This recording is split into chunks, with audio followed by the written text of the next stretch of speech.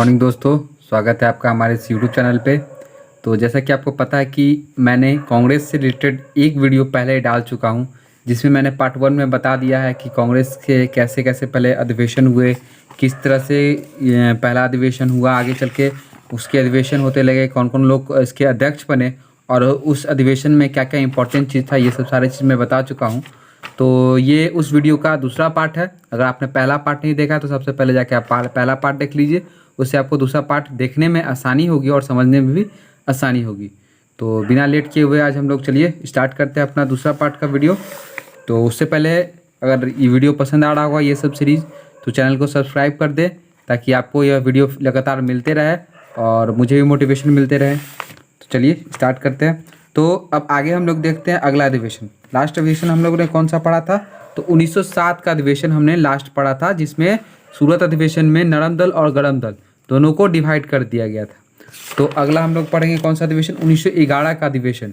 1911 का अधिवेशन जो कि कलकत्ता में हुआ था और यह 26वां नंबर अधिवेशन था। इसकी अध्यक्षता कौन कर रहे थे? तो इसकी अध्यक्षता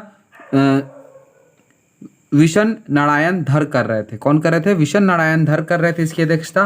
और इस अधिवेशन में प्रथम बार जन गण मन गाया गया। जैसे कि आपको पता होगा कि पहला बार जन गण मन जो गाया गया था, जो हमारा राष्ट्रीय गान भी है, राष्ट्रीय गान सबसे पहले 1911 के अधिवेशन में, कलकत्ता अधिवेशन में गाया गया था।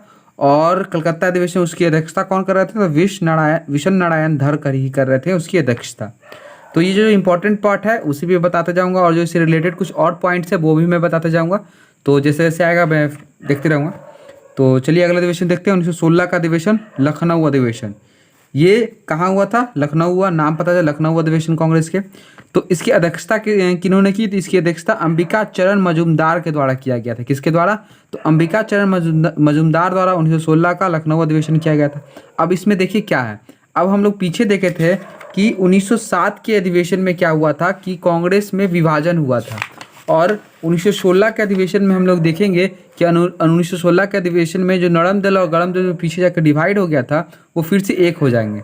तो क्या हुआ? नरम दल और गरम दल के बीच समझौता हुआ। लखनऊ अधिवेशन 1916 में ही कांग्रेस और मुस्लिम लीग के बीच एक साथ आई। तो इसमें दो चीज़ हुआ था, पहले नरम दल और गरम दल, ये जो दोनों दल था ये दोनों एक साथ हो गए थे, कांग्रेस में एक साथ मिल गए थे। उसके ऊपर क्या हो गया था? जो कांग्रेस थी और मुस्लिम लीग थी, जो मुस्लिम लीग का स्थापना इसका भी पता होगा आपको, 1906 में इसकी स्थापना हुई थी मुस्लिम लीग की। और जबकि कांग्रेस की स्थापना कब हुई थी? तो 1885 में हुई थी। तो ये दोनों क्या हुए? एक हो गए थे। कौन से अधिवेशन? 1916 के लखनऊ अधिवेशन में। और इसमें सबसे महत्वपूर्ण भूमिका किसकी थी? तो इसमें महत्वपूर्ण भूमिका जो अगले अधिवेशन में अध्यक्ष बनती है एनी बेसेंट, आयरलैंड की एक महिला होती है, उनकी सबसे महत्वपूर्ण भूमिका होती है। तो चलिए आगे हम लोग देखते हैं क्या है। दोनों के बीच लखनऊ पैक्ट या लखनऊ समझौता हुआ। कौन सा पैक्ट हुआ? तो लखनऊ में अधिवेशन हो रहा है इसलिए लखनऊ पैक्ट या लखनऊ समझौता इन दोनों के बीच में हुआ था 1916 में। इस अधिवेशन में बाल गंगाधर तिलक द्वारा नारा दिया गया। कौन सा नारा दिया? बहुत इंपॉर्टेंट नारा है। स्वराज मेरा जन्मसिद्ध अधिकार है और मैं इसे लेके रहूंगा। इसको आप स्टार मार्क लगा लीजिए। ये एग्जाम में पूछा जाता है किस अधिवेशन में बाल गंगाधर तिलक ने स्वराज मेरा जन्मसिद्ध अधिकार है और मैं इसे लेके रहूंगा ये नारा दिया था। तो 1916 के कांग्रेस अधिवेशन में ये नारा दिया गया था। अब आगे देखते हैं हम लोग 1917 के कलकत्ता अधिवेशन। इसकी अध्यक्षता किसने की थी? तो इसकी अध्यक्षता एनी बेसेंट की थी। एनी बेसेंट कहाँ की महिला थी? तो ये आयरलैंड की महिला थी। ये भारतीय महिला नहीं थी, ये आयरलैंड से भारत में आके बस गई थी, आयरलैंड की महिला थी। तो कांग्रेस की प्रथम महिला अध्यक्ष। तो इसमें एक चीज़ कन्फ्यूजन हो जाता है बहुत सारे लोगों में कि कांग्रेस जब पूछा जाता है कांग्रेस की प्रथम महिला अध्यक्ष या कांग्रेस की प्रथम भारतीय महिला अध्यक्ष, तो इसमें कन्फ्यूजन है कि कांग्रेस की अगर प्रथम महिला अध्यक्ष पूछी जाए तो महिला में कोई भी विदेशी और भारतीय दोनों में से जो हो तो प्रथम महिला हो पूछी जाए तो एनी बेसेंट को बोला जाएगा, क्योंकि ये विदेशी थी बट महिला तो थी, ये तो देखा जाए। बट अगर यहीं पे ये क्वेश्चन हो जाए कि कांग्रेस की प्रथम भारतीय महिला अध्यक्ष कौन होगी, तो सरोजिनी नायडू होगी, जो आगे हम लोग देखेंगे अधिवेशन में हम लोग 1925 के अधिवेशन में। तो कांग्रेस की प्रथम महिला अध्यक्ष बनी थी कौन? Annie Besant. तिरंगे को अपनाया गया था किस अधिवेशन में? तो इसी अधिवेशन में सबसे पहले तिरंगे को अपनाया गया था। तो ये दो पॉइंट इससे हम लोग को पता चलता है। अब आगे हम लोग देखते हैं 1918 का अधिवेशन, दिल्ली अधिवेशन। तो 1918 का जो दिल्ली अधिवेशन था ये एक स्पेशल अधिवेशन था और इस अधिवेशन में क्या क्या इसकी अध्यक्षता किसने की थी, तो पंडित मदन मोहन मालवीय द्वारा इसकी अध्यक्षता की गई थी और इसमें हिंदी भाषा पे अधिक जोर दिया गया था। तो ये उतना इंपॉर्टेंट एग्जाम में नहीं आता है, बट फिर भी क्वेश्चन याद रखिए कि हिंदी भाषा पे सबसे ज़्यादा विकास पे जोर कौन से अधिवेशन में पड़ा था, तो 1918 के अधिवेशन में पड़ा था। आगे देखते हैं 1918 का बम्बई अधिवेशन। तो ये अधिवेशन हुआ था और इसके बाद स्पेशल अधिवेशन हुआ था। कांग्रेस का ये अधिवेशन था और ये इसके बाद स्पेशल अधिवेशन हुआ था, बम्बई में किया गया था। तो ये कांग्रेस का विशेष अधिवेशन था। रॉलेट एक्ट पर चर्चा की गई थी। इस अधिवेशन में रॉलेट एक्ट पर चर्चा की गई थी और 1918 के ही अधिवेशन में मौलिक अधिकारों पर भी चर्चा की गई है। कंफ्यूज मत होइएगा, आगे चलकर ही मौलिक अधिकार मिलेगा 1931 में। इसमें चर्चा होती है, उसमें मौलिक अधिकार देने के बारे में बोला जाता है जोर डाल के। तो आगे देखिए, हम लोग देखेंगे, उसको पढ़ेंगे भी तो देखेंगे। तो इस पे अधिकारों पे चर्चा हुई थी और इसकी अध्यक्षता किसने की थी, तो इसकी अध्यक्षता सैयद हसन इमाम के द्वारा की गई थी। किसके द्वारा, सैयद हसन इमाम द्वारा इसकी अध्यक्षता की गई थी। आगे चलते हैं 1919 का अमृतसर अधिवेशन। इसकी अध्यक्षता किसने की, तो इसकी अध्यक्षता की थी मोतीलाल नेहरू ने और इसमें जलियांवाला बाग हत्याकांड का विरोध किया गया था। आपको पता होगा 13 अप्रैल 1919 को जलियांवाला हत्याकांड हुआ था। तो उसी हत्याकांड के जो हुआ था उसका विरोध करने के लिए कांग्रेस का अधिवेशन 1919 में जो हुआ था उसमें क्या किया गया था, मोतीलाल नेहरू द्वारा अध्यक्षता किया गया था और इसमें जलियांवाला बाग का विरोध किया गया था। आगे देखते हैं 1920 का कलकत्ता का स्पेशल अधिवेशन। 1920 का स्पेशल अधिवेशन लाला लाजपत राय इसके अध्यक्ष बनाए गए थे। इसमें असहयोग आंदोलन के प्रस्ताव को सबसे पहले इसी में दिया गया था। असहयोग आंदोलन का प्रस्ताव सबसे पहले इसी में दिया गया था। और एक इम्पॉर्टेंट बात इसकी है कि इसमें क्या किया गया था कि 25 पैसे कर दिया गया था। जो कांग्रेस में एंट्री करने का एक फी था जो पहले अधिक हुआ करता था, उसको कर दिया गया 25 पैसे। और जिसकी वर्ष 21 वर्ष से ज़्यादा है, उम्र 21 वर्ष से ज़्यादा है, और वो 25 पैसे दे के कांग्रेस में भाग ले सकता है या किसी अधिवेशन में आके बैठ सकता है या सदस्यता ले सकता है। तो ये था स्पेशल, ये दो बात 1920 के कलकत्ता अधिवेशन की। और आगे बढ़ते हैं 1923 के दिल्ली अधिवेशन। ये भी एक स्पेशल अधिवेशन था और इसकी अध्यक्षता मौलाना अबुल कलाम आज़ाद द्वारा की गई थी। और इस अधिवेशन के सबसे युवा, अब देखिए इस अधिवेशन को इसलिए याद रखना है कि कांग्रेस में सबसे पूछा जाता है सबसे ज़्यादा समय तक कौन रहे थे और सबसे युवा कौन थे। तो ये दोनों का आंसर हो जाता है कौन, मौलाना अबुल कलाम आज़ाद। तो सबसे कम कब था उम्र था 35 वर्ष की उम्र में ये कांग्रेस के अध्यक्ष चुने गए थे। कौन से, 1923 के अधिवेशन में। और जस्ट 1924 का अधिवेशन उसके बाद हुआ था। ये इंपॉर्टेंट अधिवेशन बहुत ज़्यादा है क्योंकि इसी अधिवेशन में कर्नाटक में यह अधिवेशन हुआ था, बेलगाम कर्नाटक में अधिवेशन हुआ था। इसकी एकमात्र अधिवेशन जिसकी गांधी जी ने अध्यक्षता की है तो वो है बेलगाम अधिवेशन 1924। यहीं पॉइंट लिखा हुआ है, एकमात्र अधिवेशन जिसमें गांधी जी ने अध्यक्षता की। फिर से कांग्रेस और मुस्लिम लीग अलग हुआ। जब हम लोग पीछे देखेंगे 1916 के अधिवेशन में क्या हुआ था, कांग्रेस और मुस्लिम लीग एक साथ हो गया था।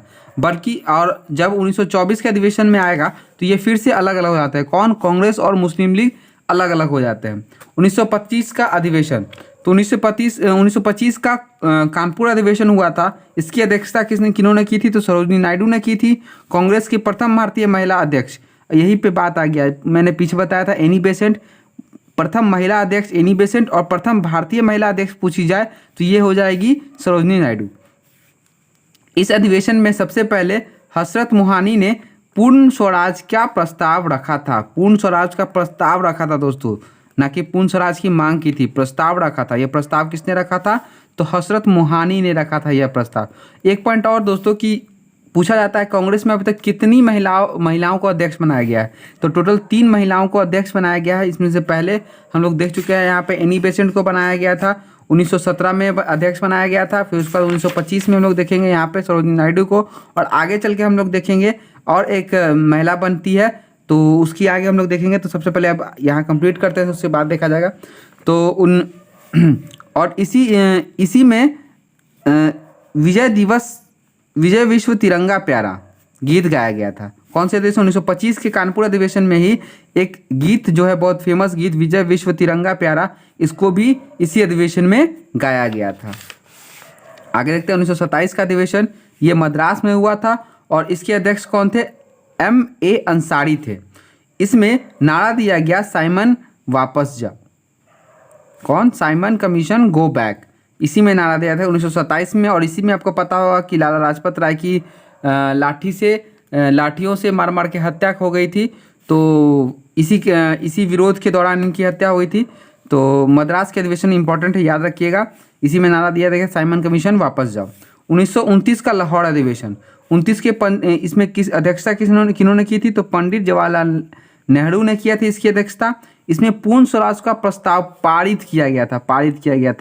पूर्ण स्वराज का प्रस्ताव पारित किया गया था। और यहाँ पे हजरत मोहानी ने क्या किया था कि पूर्ण स्वराज की प्रस्ताव मतलब रखा था और इसको पारित किया था 1929 के लाहौर अधिवेशन में, जिसकी अध्यक्षता किसने की थी? पंडित जवाहरलाल नेहरू ने की थी। इसी अधिवेशन में 26 जनवरी 1930 को पूर्ण स्वराज दिवस मनाने की घोषणा की गई थी। कब पूर्ण स्वराज दिवस मनाने की घोषणा की गई थी? 26 जनवरी 1930 में। और रावी नदी के तट पर रात्रि 12 बजे झंडा फहराया गया था। और हम लोग उसी दिन घोषणा कर लिए थे कि 26 जनवरी को ही हम लोग स्वतंत्रता दिवस मनाएंगे। आगे देखते हैं 1931 का कराची अधिवेशन। 1931 का कराची अधिवेशन अध्यक्ष कौन थे? सरदार वल्लभ भाई पटेल। और इसमें गांधी इरविन समझौते को स्वीकार कर लिया गया था, जो कि आपको पता है दांडी मार्च को बंद करने के लिए, असहयोग आंदोलन को खत्म करने के लिए गांधी जी और लॉर्ड इरविन के बीच में समझौता हुआ था, गांधी इरविन समझौता। 1931 में इसको स्वीकार कर लिया गया था। कराची अधिवेशन में मौलिक अधिकारों की मांग सबसे पहले इसी अधिवेशन में की गई थी। ये इंपॉर्टेंट क्वेश्चन आता है कि मौलिक अधिकारों की मांग सबसे पहले किस अधिवेशन में की गई थी? तो यह अधिवेशन कौन सा था? तो कराची अधिवेशन।